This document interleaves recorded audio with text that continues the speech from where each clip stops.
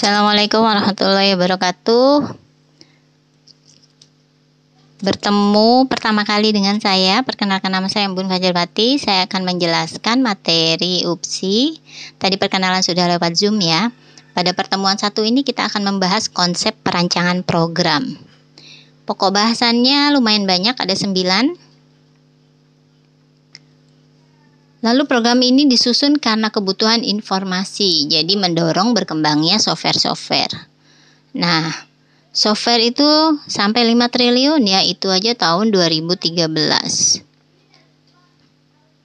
Produk ini dikembangkan karena kebutuhan si user. Jadi kalau tidak ada kebutuhan, tidak mengembangkan produk.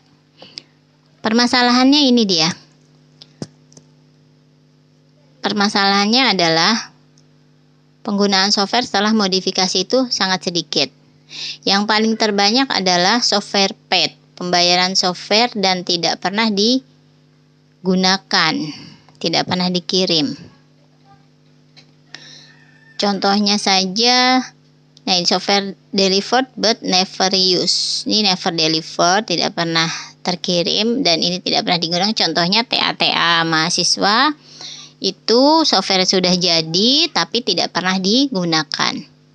Apa itu program? Program adalah kumpulan instruksi atau perintah. Nanti akan diterjemahkan ke dalam bahasa mesin sehingga komputer dapat mengerti apa yang kita ketikkan, apa yang kita suruh. Faktor kualitas program itu ada 10 ya. Yang pertama adalah correctness. Correctness ini besarnya program, dapat memuaskan spesifikasi. Korek itu betul. Reliability dapat diharapkan jadi memenuhi fungsi-fungsinya. Kalau yang korek ini tadi memuaskan ya, memuaskan si pelanggan. Efisiensi, jumlah sumber kode sesuai dengan fungsi-fungsinya. Efisien, cepat, tidak lemot. Integrity adalah hak akses. Jadi setiap orang ini mempunyai hak akses untuk merancang program atau untuk masuk ke dalam program tersebut atau aplikasi tersebut. Yang kelima, usability. Usability ini mudah dipelajari, mudah di-input, dan mudah di-output. Yang keenam, maintainability. Maintainability ini dapat revisi kesalahan program. Maintenance sama saja dapat merevisi, dapat memperbaiki. Flexibility ini fleksibel ya. Fleksibel. Jadi program ini dapat dimodifikasi, dapat mudah dimodifikasi sesuai dengan penambahan kegunaan. Testability ini pengujiannya juga mudah sesuai dengan yang diharapkan. Misalkan tombol save, maka dia akan kesimpan bukan terhapus. Lalu yang ke-9, portability. Portable, kalau si program ini mau diinstal di mana saja itu bisa dan layarnya penuh. Kadang ada beberapa web yang di Android itu layarnya sebagian. Yang ke-10, reusability ini dapat digunakan kembali oleh aplikasi lain. Jadi kalau kalian awalnya pakai VB.NET lalu kalian mau mengubah menjadi web, itu mudah untuk dipindahkan.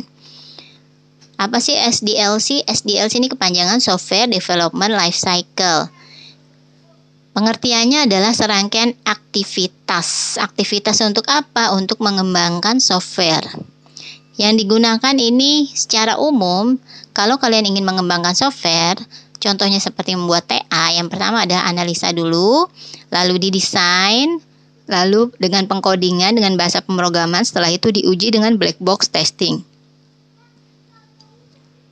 Faktanya dalam pembangunan program, kita percaya itu semuanya hampir sama ya kepercayaannya yang pertama. Tapi apa yang terjadi di lapangan? Spesifikasinya hanya sedikit, desainnya sedikit, codingnya sedikit, pengujiannya sedikit, maintenance atau kesalahannya itu yang paling banyak. Itu faktanya ya. Di TA pun seperti itu. Metodologi perancangan program ada beberapa pendekatan. Metodologi ini disebut dengan prinsip dasar. Ada prosedur, driven, event, dan data. Apa perbedaan ketiga ini? Kita lihat. Kalau prosedur berdasarkan proses atau fungsinya. Jadi setiap fungsi bekerja dengan baik. Contohnya adalah persegi panjang dibagi menjadi hitung keliling dan hitung luas persegi panjang, bisa dengan dua tersebut. Kalau event driven itu sesuai dengan kejadian atau event atau interaksi yang membuat perubahan kondisi. Contohnya adalah tombol mulai pada stopwatch akan menghitung sampai tombol stop. Jadi kalian kalau mau memulai pasti kalian akan mengklik tombol, tapi kalian kalau menginput kalian akan mengetikkan ya, menchange itu sih inputan, mengubah. Apa itu data driven? Data driven berdasarkan struktur data sesuai dengan namanya struktur data.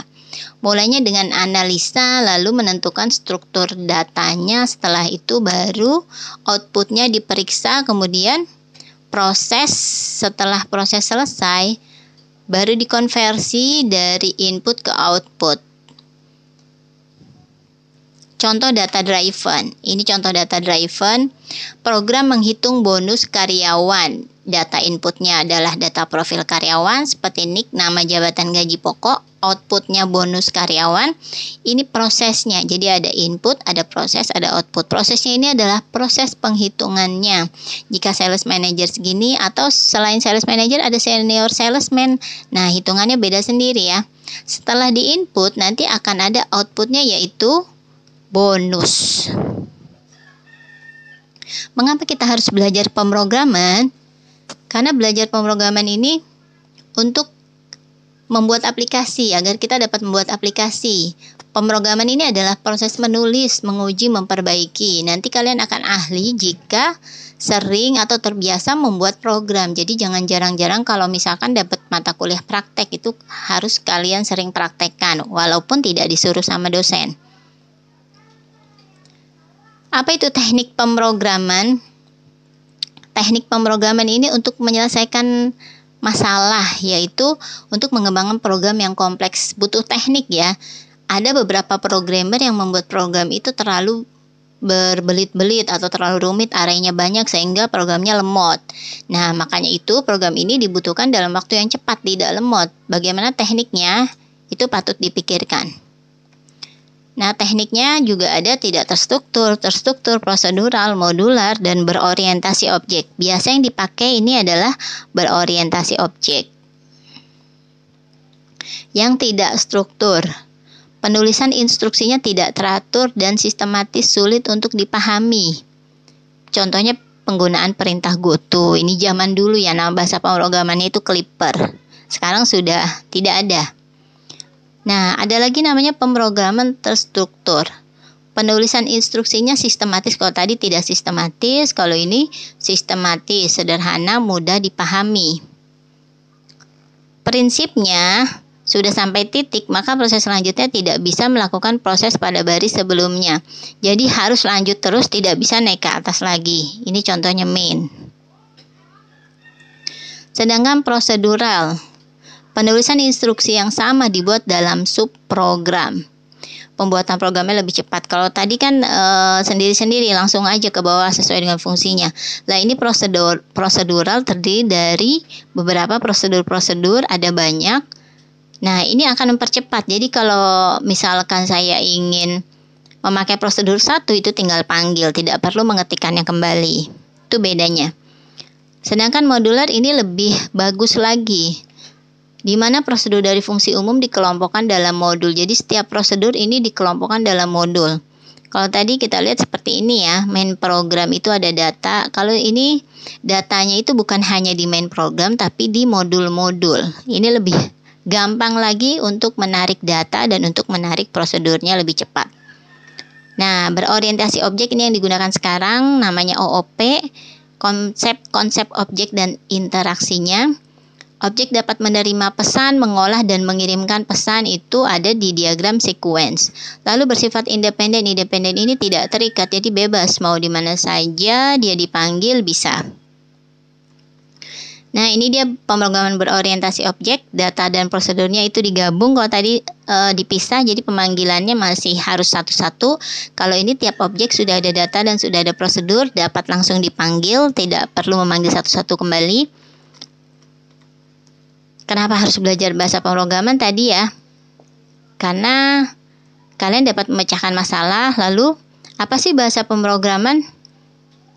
Aturan sintak atau semantik. Jadi nanti ada coding-coding, sintak-sintak yang kalian harus pelajari.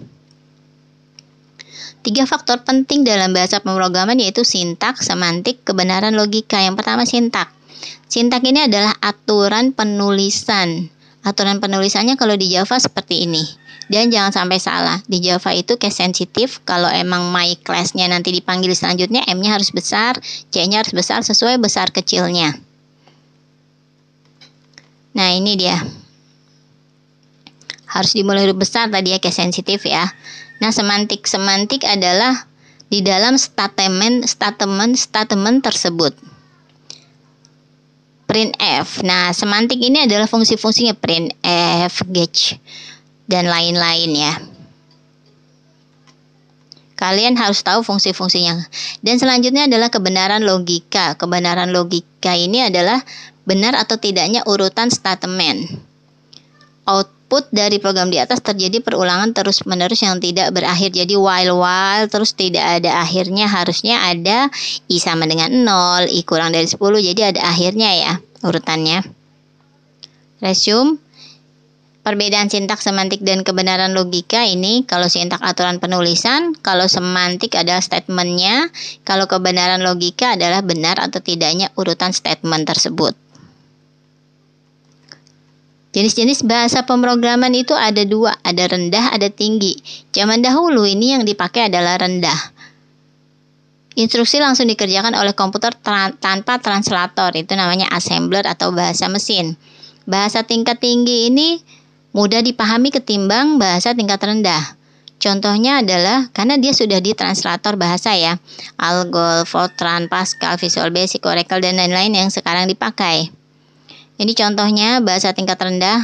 Kalian pasti kurang paham ORG, move, in, move, dan ini fungsinya nggak jelas karena langsung ke bahasa mesin. Bahasa tingkat tinggi ini sudah jelas ya. Write ini artinya menuliskan, read ini artinya dibaca, begin ini artinya memulai. Paradigma ini adalah masalahnya kira-kira dalam bahasa pemrograman apa sih? Ada imperatif, ada deklaratif. Ada yang prosedural, ini C, Pascal, Fortran. Jadi ini paradigma ini adalah jenis-jenis bahasa pemrograman ya. Ada parallel processing, jenisnya Pascal, object oriented, ada C++, Java. Jadi kalian harus bisa membedakan mana deklaratif dan mana imperatif. Kriteria bahasa pemrograman yang baik ini clarity, simplicity, dan unity. Mudah, sederhana, dan bersatu. Mengembangkan suatu algoritma. Kalau kalian membuat program itu jangan terlalu rumit, yang sederhana yang mudah dimengerti oleh orang. Yang kedua adalah orthogonality. Atribut dapat dikombinasikan dengan bahasa yang lain atau dengan bahasanya sendiri. Kombinasinya tidak terlalu rumit juga, intinya sederhana. Yang ketiga, kewajaran untuk aplikasi. Kewajaran untuk aplikasi ini harus mempunyai struktur data, lalu operasi-operasi, struktur kontrol, dan sintak. Wajar untuk aplikasi. Jadi struktur datanya tidak terlalu banyak, lalu operasinya juga, sehingga programnya tidak lemot. Yang keempat ini mendukung abstraksi. Abstraksi ini adalah solusi dari masalah yang dihadapi. Abstraksi ini statementnya, kata-katanya di dalam program, di dalam urutannya. Yang kelima, mudah untuk verifikasi program. Dengan verifikasi data yang mudah. Jadi verifikasinya mudah ya.